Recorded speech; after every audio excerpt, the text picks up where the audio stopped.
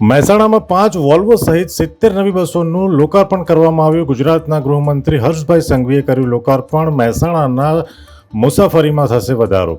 ભાદરવી પૂનમને લઈ એક્સ્ટ્રા બસોનો પણ શુભારંભ કરવામાં આવ્યો છે. મહેસાણા પોલીસ પરેડ ગ્રાઉન્ડ ખાતે આ કાર્યક્રમ યોજાયો હતો, જેમાં ગૃહમંત્રી હર્ષ સંઘવી, રાજ્યસભાના સાંસદ મયંક નાયક, ધારાસભ્ય મુકેશભાઈ પટેલ, જિલ્લા પંચાયતના પ્રમુખ ગિરીશભાઈ રાજગોર સહિત અગ્રણીઓએ બસમાં મુસાફરી કરીને શુભારંભ કરાવ્યો છે.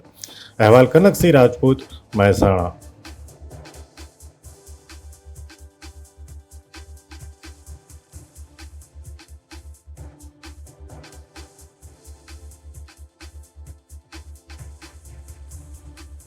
અમે તમને આપીશું પળેપળના સમાચાર. જો તમે અમારા નિર્ભય માર્ગ ન્યૂઝ ચેનલને સબસ્ક્રાઇબ કર્યું નથી તો અત્યારે જ નીચે આપેલા આઇકોન બટન પર ક્લિક કરીને સબસ્ક્રાઇબ કરો અને શેર કરવાનું ભૂલશો નહીં.